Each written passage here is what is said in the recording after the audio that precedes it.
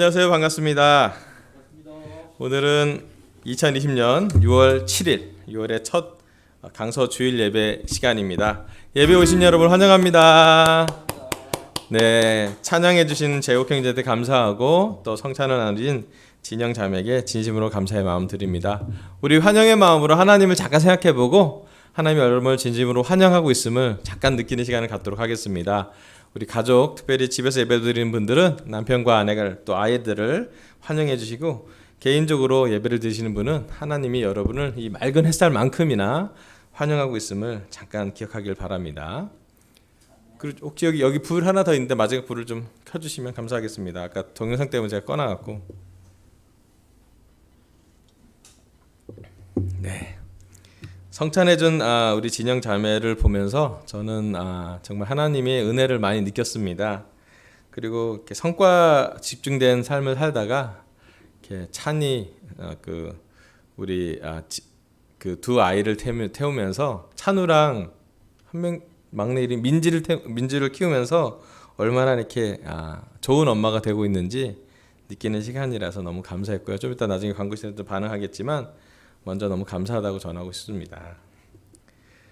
자, 그리고 이 자리에는 우리 영우 형제가 시스템을 보고 있고 제옥 형제가 찬양을 섬겼고요. 또 우리 영혁 형제가 형님이 어제도 그렇지만 지금 벌써 3주째 교회 방역을 하고 매주 토요일날 공부하시면서 방역을 해주신다 너무 감사하다고 꼭 전하고 싶고요. 또 준호 형제에게도 감사하다고 전하고 싶습니다.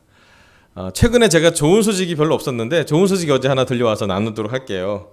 우리 교회에 열공 브라더스 있거든요. 열심히 공부해야 되는 형제들이 있는데 어제 첫 시험을 친 형제가 있는데 우리 송용준 형제가 교회에 지금 나왔습니다. 어제 그 전기기사 시험을 쳤는데 1차 합격될 예상입니다. 지금 거의 가채점을 해봤을 때 합격선을 훨씬 넘은 점수로 채점이 되었기 때문에 큰 문제가 없으면 합격될 것 같은데요. 최근에 제가 들었던 소식이 가장 격려가 되는 것 같아요. 왜냐하면 저 거의 매일 기도했거든요. 우리 열공 브라더스 한 가정이라도 한 사람이라도 지금 너무 소중하기 때문에 기도를 좀 많이 했더니 마음이 많이 갔던 것 같아요. 그래서 제가 볼 때 우리 용준 형제가 시험 잘 친 게 자랑스럽기도 하고 또 우리 민영 자매도 격려가 되겠지만 온 교회에 너무 격려가 되는 것 같아서 잠깐 나누고 싶습니다. 이번 주는 우리 용준 형제가 쳤지만 다음 주 이번 주 토요일 날은 우리 영혁 형님 치고 또 우리 현욱 형제도 또 준호 형제도 시험을 칩니다. 그래서 이번 주 토요일 날은 또 많은 형제가 또 치니까 여러분 기도해 주시고요. 또 6월 21일 때는 이용준 형제가 또 시험을 또 준비하고 있습니다. 6월 달은 시험이 연속인데요. 우리 기도를 많이 해주면 좀 좋겠습니다. 저는 오늘 혀를 길들이시자 7번째 말씀으로 준비를 하고 있습니다. 혀를 길들이자라는 주제로 저희가 4주 동안 말씀을 했는데요. 첫 주는 혀를 길들이는 것의 중요성에 대해서 야고보서와 에베소서에 대해서 말씀을 나눴습니다. 두 번째 주는요, 우리가 배운 것은 우리 안에 무엇을 쌓였느냐가 밖으로 나온다라는 것을, 그러니까 혀보다 마음이 먼저라는 것을 통해서 복음서를 통해서 배웠습니다. 세 번째 주는요, 불평하면 오염되고 오염하면 멸망되기 때문에 불평해서 전환하는 법에 대해서 저희는 배웠습니다. 민수기나 고린도 후서를 통해서 배웠고요. 특별히 기도에 대해서 배웠습니다. 오늘은 이제 마지막 주, 이번 주가 마지막 주인데요. 우리의 입에 재갈을 물리는 법에 대해서 말씀을 좀 준비했습니다. 시편하고 아마 이사야서를 통해서 말씀을 나눌 텐데요. 여기 보면 이제 사진을 잠깐 보세요. 말하고 여기 명품 말이 있고요. 그 명품 말은 다 재갈이 입을려져 있습니다. 이 말이 되게 사실은 찾아보니까 말 하나가 몇십억씩 하는 말도 있고요. 엄청 비싸더라고요. 근데 이 명품 말과 재갈은 잘 길들어진 상태라고 해요. 사실은 딱 그 말에 재갈을 채울 때부터 그 말은 안 됩니다. 내가 지금 무엇을 해야 되고 어떻게 달려야 하고 기수랑 어떻게 리듬을 잘 맞춰서 경기를 마무리할 때까지 이 말은 재갈을 물릴 때부터 안 돼요. 자기가 어떻게 해야 되는지. 마찬가지로 물론 사람 말에 재갈을 물는 건 좀 노예 같은 얘기라서 좀 어렵진 얘기지만 우리가 스스로 영적으로 우리가 혀를 갖고 살지만 이 혀를 제어하는, 입을 제어하는 영적인 재갈이 우리한테 있다면 우리 삶에 하나님의 은혜가 너무 넘칠 것 같아서 지금 3주 동안 말씀을 전했고요.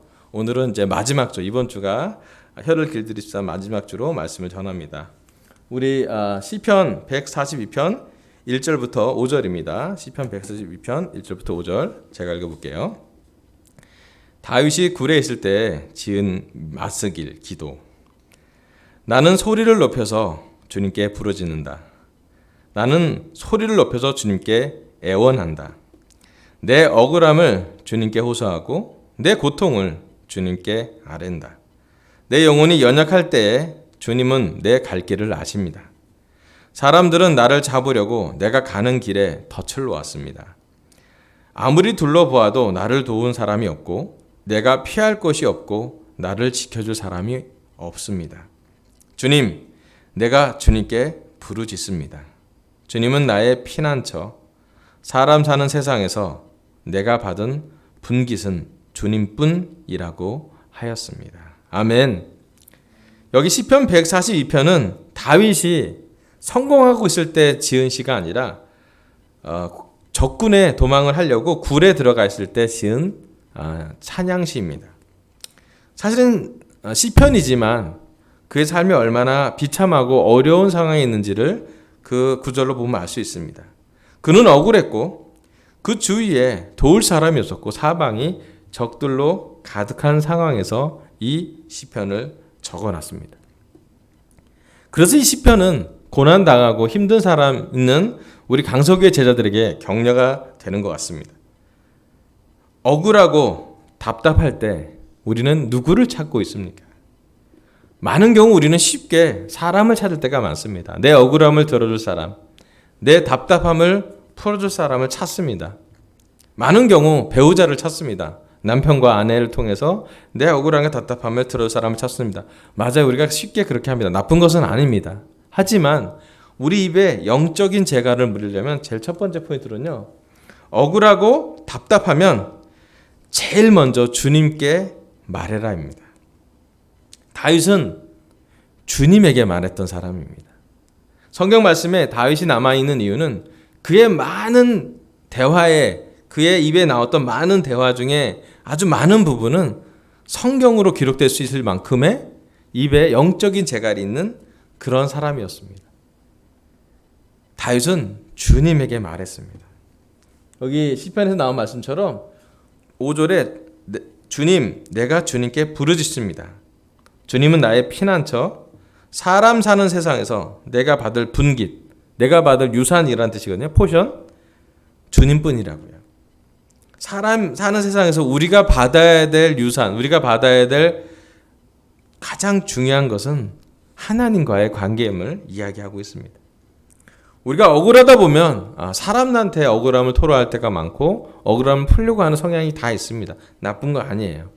하지만 하나님을 사랑하는 다윗은 사람에게 문제가 해결되지 않을 때 그는 사방이 적들로 가득 차 있을 때 그에게 입에 물렸던 영적인 재갈은 그는 하나님과 대화했고 하나님에게 부르짖었고 하나님께 애원했고 하나님께 탄원했습니다.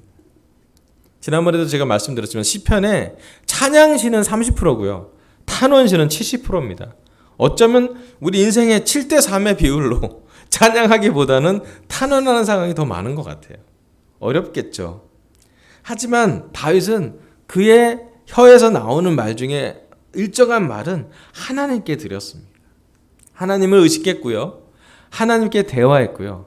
하나님께 응답을 구했습니다. 그래서 그의 삶에는 하나님과 함께했던 많은 흔적들이 보여집니다. 오늘 이 시간 하나님은 우리의 억울함을 아세요. 우리의 문제를 아시고요. 우리의 답답함을 이해합니다. 그러기에 우리가 하나님께 나아가서 영적인 재갈을 물고 하나님께 기도해야 될 것 같아요. 우리 입의 재갈은 기도하기로 결정하는 것이에요. 그리고 사람보다 하나님과 시간을 보내서 오는 선순환이 있잖아요. 어제도 제가 너무 집이 답답하고 그래서 미세먼지가 많다 해서 문을 닫고 잤나 봐요. 너무 답답했는데 옥상 가서 기도했어요. 잠이 잘 안 오고 막 너무 답답하고 그래서 답답할 때마다 기도하니까 좀 뚫리는 느낌이 들었고 또 옥상에는 미세먼지는 있었지만 바람이 좀 불어서 좀 시원함을 느꼈습니다. 여러분, 우리 마음속에 영적인 바람, 성령님을 느끼려면 사실 우리가 기도하는 중에 성령님이 오시거든요. 우리 영적인 삶에 지친 사람이 있다면, 또 사람들이 사방의 적처럼 느껴지는 답답한 환경이나 억울한 환경이 있다면, 여러분, 물론 남편과 아내랑 대화도 해야겠지만 그보다 먼저 하나님께 가십시오. 하나님께 가서 다윗처럼 탄원하는 기도를 드려보면 좋겠습니다. 그리고 그 하나님께 드리고 난 부부로 나는 그 조그만 여유를 갖고, 그 여유를 갖고 남편과 아내를 만나고 좋은 시간을 가지면 참 좋겠습니다. 억울하고 답답하면 제일 먼저 주님께 말하십시오. 아멘. 여기 시편 86편에 이런 말씀이 나옵니다. 주님은 나에게 응답을 주실 분이기에 제가 고난을 당할 때마다 주님께 부르짖습니다고 합니다. 다윗은 그냥 하나님과 시간을 보는 게 아니라 응답도 받았던 시간도 있었다는 거예요. 다윗이 하나님과 대화하면 하나님은 다윗께 대화에 반응을 해주셨고, 그것이 선순환이 되어서 하나님과 대화하고 하나님이 반응해 주시고 응답해 주시면서 다윗과 하나님과의 관계를 통해서 이스라엘 백성에게 정말로 많은 축복이 전달됨을 보게 됩니다. 물론 다윗 개인은 되게 고난스러웠던 시간이 많았습니다. 힘든 시간이 많았고 적들이 많았지만 하나님과 다윗과의 그 선순환 때문에 그 통로가 영적인 재갈이 연결되어 있기 때문에 다윗은 하나님께 또한 많은 응답도 받았습니다. 어쩌면 그 이스라엘 역사 중에 다윗 시대에 가장 하나님께 많은 축복을 받았던 시간입니다. 개인으로 보면 다윗한테 너무 고난의 시간인데요, 국가로 보면 다윗 같은 왕이 있었기에 그 시간은 너에게 은혜로운 시간이 되었습니다. 우리의 개인은 힘든 시간일 수도 있는데요, 아빠로서, 아내로서, 엄마로서, 또 개인적인 싱글로서, 캠퍼스로서, 또 아들로서, 우리가 또 딸로서 힘든 시간일 수 있는데요, 하지만 이 기도하는, 또 하나님께 탄원하는, 입에 재갈을 물리는 사람이 있는 가정은, 또 그 국가는, 그 사회는, 그 직장은 하나님의 응답의 통로가 될 것임을, 은혜의 통로가 될 것이 있음을 꼭 기억하시면 좋겠습니다. 그래서 억울하고 답답하면 제일 먼저 주님께 말하고 입에 영적인 재갈을 물고 살면 좋겠습니다. 자, 두 번째 말씀은요, 시편 107편 21절부터 22절입니다. 시편 107편입니다. 주님의 인자하심을 감사하여라. 사람에게 베푸신 주님의 놀라운 구원을 감사하여라. 감사의 제물을 드리고 주님이 이루신 일을 즐거운 노래로 널리 퍼뜨려라. 아멘. 여기 시편 107편에 나오는 또 말씀은 감사에 대한 말씀이 나옵니다. 주님의 인자하심을 감사하라 그랬고요, 사람에게 베푸신 주님의 놀라운 구원을 감사하라고 그랬고, 감사의 제물을 드리라고 두 구절에서 감사함이라는 단어가 세 번이나 나오게 됩니다. 오늘 설교 두 번째 포인트는요, 감사함은 힘이 있다입니다. 감사하라는 걸 저기 찾아봤어요. 그랬더니 히브리어 원어가 야다라는 뜻이 있어요. 감사란 말에. 그게 뭐냐면 이게 세 가지가 딱 연결되어 있어요. 뭐 던지다, 쏘다라는 말도 있지만 이 단어 한 형을 보면 감사하다, 찬양하다, 고백하다가 한 세트예요. 야다라는, 우리가 지금 오늘 찬양 드렸지만요, 우리 찬양에 감사함도 나오고요, 우리 찬양을 드릴 때 고백하게도 됩니다. 조금 더 이렇게 원어로 들어가 보면요, 우리가 고백하고 찬양할 때 감사할 수 있다는 거예요. 여러분, 우리 죄를 지었을 때 고백할 수밖에 없잖아요. 우리가 찬양 드릴 때 입으로만 찬양 드리지 않고 마음으로 찬양 드린다면 우리의 죄를 인지하면서 드리는 찬양이에요. 어쩌면 죄인들이라 우리가 우리의 찬양이 하나님께 갈까 걱정되면서 하는 찬양이, 사실은 가슴을 두드리고 하는 그 찬양이 하나님 볼 때 아름다운 찬양이라는 거예요. 여러분, 좋은 상황만 갖고 감사하다는 게 아니라 이 감사라는 성경 원어로 가면 죄를 고백하는 것도 감사하는 거고요, 또 우리의 약점을 고백할 때도 감사하는 거고, 그것이 바로 찬양의 의미로 연결됨을 볼 수가 있습니다. 감사 기도의 힘은 사실 우리 마음속에 불평을 녹여주기도 합니다. 또 불평을 없애주기도 합니다. 또 내가 가진 그 불평에 다른 관점으로 볼 수 있게끔 도와줍니다. 요즘 우리 강서교회 제자들의 기도는 어떻습니까? 짜증이 많은지, 기쁨이 넘치는지, 아니면 감사한지 살펴보시기를 부탁하고 있습니다. 감사할 때 우리는 생각하게 합니다. 무엇을 감사해야 될지, 왜 감사해야 되지, 어떤 것이 감사인지를 고민하게 합니다. 그래서 감사함은 제 개인적인 생각엔 요즘처럼 코로나 상황이 창궐하고 있고 정말로 불평이 많아지고 증폭되는 전 환경에서 가장 중요한 시간이라고 생각합니다. 제가 최근에 미국의 폭동을 보면서 또 인종차별을 보면서 여러 가지 생각을 하게 되었습니다. 가장 강력하고 선진화된 국가가 사실은 가장 어떻게 보면 미개한 정도의 관점을 갖고 사는 것을 보면서 우리의 죄성이 얼마나 깊은지, 물론 그들만의 문제가 아니라 우리 안에도, 대한민국 사람 안에, 우리 강석유의 제자 사람 안에도 크고 작은 죄의 이슈가 많이 있을 것 같아요. 여러분, 그럴 때 우리가 고백하면서 감사하길 바랍니다. 제가 아는 것은요, 하나님은요 우리 죄를 고백하면 깨끗이 지우세요. 우리 지난주에도 죄 졌잖아요. 불평하는 죄를 졌을 거고요. 혀를 길들이라 했는데 길들이지 못했던 거 기억나실 거예요. 이번 주가 이제 4주차이기 때문에 우리가 정리해야 됩니다. 그것은 뭐냐면 성찬을 오늘 했잖아요. 저희가 하나님이 다 깨끗하게 용서해 주실 거예요. 우리 죄가 아무리 진해도 하나님은 하얗게 용서해 주십니다. 그게 은혜인 것 같아요. 우리가 제자가 됐더라도 우리는 죄를 짓습니다. 물론 제자가 되기 전에보다는 덜 흉악할지 모르겠지만 우리 마음속에 또 우리 입으로 우리는 죄를 많이 짓는 사람들입니다.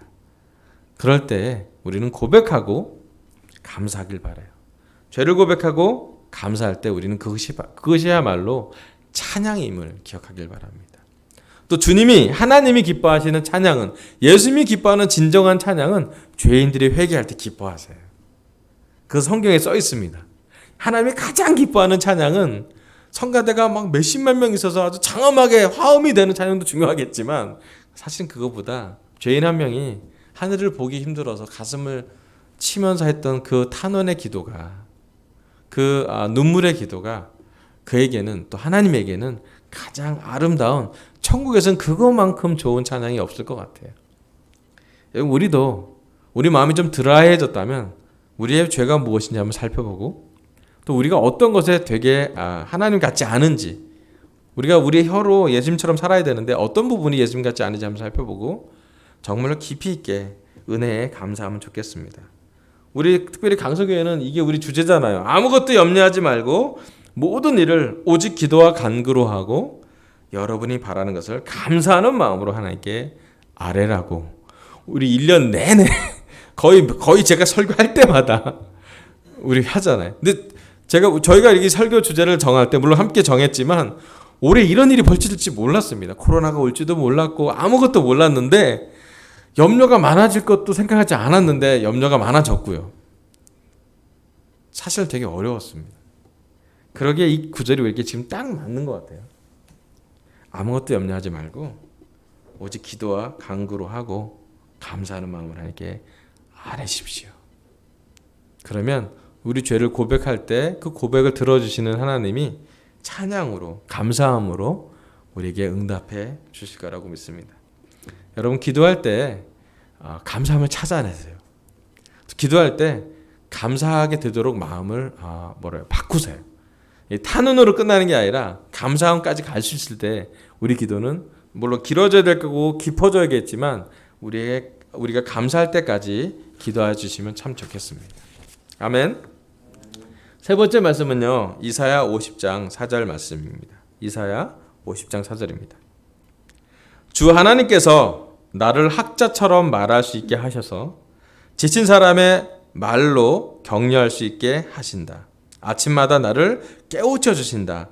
내 귀를 깨우치시어 학자처럼 알아듣게 하신다. 아멘. 여기 이사야는 주님이 우리를 깨우쳐 주시고 아침마다 깨우쳐 주시고 우리를 알아듣게 하는데 중요한 달이 뭐냐면 학자처럼 말하게 하고 학자처럼 알아듣게 한대요. 제가 학자처럼이라는 게 무슨 지적인 알아들음인가? 물론 학자들이 공부를 잘 하셨기 때문에 좀 이 학자처럼이라는 게 좀 와닿지 않아서 찾아봤는데요. 어떤 말이냐면 학자처럼가 림무드라는 단어인데 뭐냐면 익숙한, 잘 가르침을 받은, 잘 훈련된, 잘 길들여진이라는 뜻이에요. 즉 학자처럼 말한다는 거는 잘 길들여진 혀라고 표현하면 돼요. 그 언어가 원래 그렇습니다. 제 오늘 설교 마지막 포인트는요. 주님이 주신 능력으로 말하랍니다. 우리가 지난 4주 동안 하나님이 우리에게 지속적으로 혀를 길들이라는 말씀을 나눴습니다. 혀가 선이 되기도 하고 악이 되기도 합니다. 상처를 주기도 하고 위로를 주기도 합니다.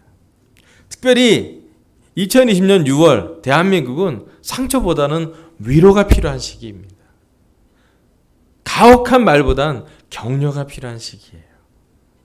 그리고 겉으로 피상적인 말보단 진실한 말이 필요할 때입니다. 적재적소에 어떻게 말을 나눌 것인지. 성경에 이런 말씀이 나옵니다.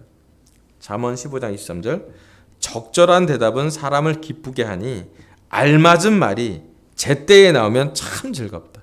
여기 알맞은 말이 훈련되어진 말이에요. 잠언 25장 11절에 이런 말이 나옵니다. 경우에 알맞은 말은 은쟁반에 담긴 금사과이다. 은쟁반에 담긴 금사과는 너무 가치 있는 거잖아요. 그런데 그게 경우에 알맞은 말이라고 성경에 써 있습니다. 여러분 이제 우리가 4주 동안 혀를 길들이라는 말씀을 들었습니다.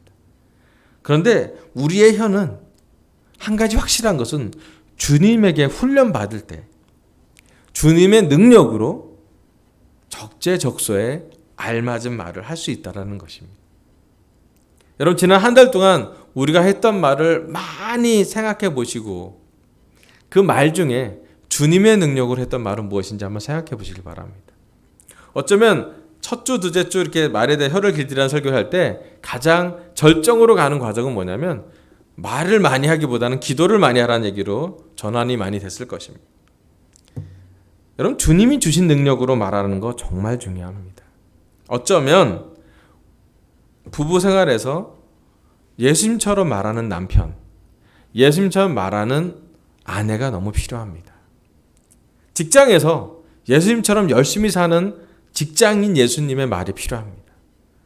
대학교에서 요즘 컨닝이 많다고 해서 되게 우려가 섞은 대학교에서 의로운 말을 하는 그런 대학생이 필요합니다. 우리 가정에서 자녀를 키울 때 세상적인 말로 키우는 것이 아니라 정말 영적인 말, 적재적소에 물론 무조건 격려해주면 애들이 이기적이 될 거고요. 무조건 도전 주면 애들이 이렇게 되게 소심해질 텐데요. 격려나 또 그런 훈련하는 말을 적절하게 할 것은 우리가 우리의 혀를 적절하게 길들였을 때 우리의 자녀들을 우리의 말로 키우는 것이 아니라 주님의 훈련으로 주님의 흥겨하듯이 또 하나님의 눈과 하나님의 입으로 우리 아이들을 키우면 쉽습니다. 사실은 날씨가 점점 더워지고 생활이 점점 어려워지고 또는 이 코로나 상태가 다시 또 이렇게 커지면서 금방 끝날 것 같았던 이 상황이 좀 늦어지고 있습니다. 벌써 겨울 1월 말 2월부터 시작했던 이 코로나 사태가 벌써 6월까지 4개월 가까이 지속되면서 많은 사람들이 지쳐가고 있고 또 많은 사람들이 어려움을 겪고 있고 이 어려움이 쉬 줄지 않을 것 같습니다. 하지만 어려울 때일수록 우리가 알맞은 말, 또 우리의 혀를 길들였을 때 했던 기도, 또 그 기도에 응답한 삶으로 사는 우리 강서교회 제자들이 된다면 하나님의 능력으로 주님이 보호해 주시는 성령님의 능력으로 오늘 우리는 능력 있는 말을 할 것입니다. 한 가지 분명한 것은 하나님이 우리의 마음을 인도해 주실 거예요. 죄를 지으면 회개해 주실 거고요. 회개하게 도와주실 거고요. 또 힘들 때, 억울할 때, 답답할 땐 기도하게 도와주실 거고요. 무엇보다 하나님과 되게 예수님과 하나가 되도록 노력하면 주님의 능력으로 우리를 보호해 주실 것입니다. 오늘 하나님은 혀를 길들이시다 7번째로 우리의 입에 재갈을 물리는 법 3가지를 알려주었습니다. 첫 번째, 억울하고 답답하면 제일 먼저 주님께 말하십시오.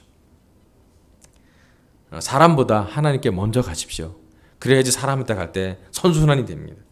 다윗처럼 입에 영적인 재갈을 물고 잘 훈련됐으면 좋겠습니다. 두 번째, 감사함은 힘이 있다고 했습니다. 여러분, 감사의 기도를 드리십시오. 감사하다는 그 단어 안에는 고백하다, 찬양하다, 감사하다가 함께 있다고 합니다.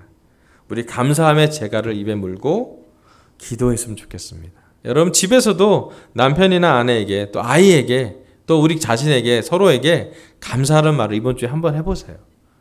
나는 당신이 있어서 뭐가 감사하고 또 우리 아이가 있으면 왜 감사하고 우리가 돈은 없지만 감사함을 나누면 너무 좋겠다 생각이 듭니다. 세 번째, 주님이 주신 능력으로 말하십시오. 우리의 능력은 훈련된 혀에서 발현됩니다. 주님이 주신 능력은 우리에게 학자처럼 배워서 하는 말씀을 주게 될 거예요. 그런데 세상에서 배우는 것은 세상적인 말을 할 것이고요. 주님께 배운 말이라면 주님의 말을 할 것이라고 저는 믿습니다. 우리의 입으로 하나님의 능력을 경험하길 바라면서 설교를 마치겠습니다. 감사합니다.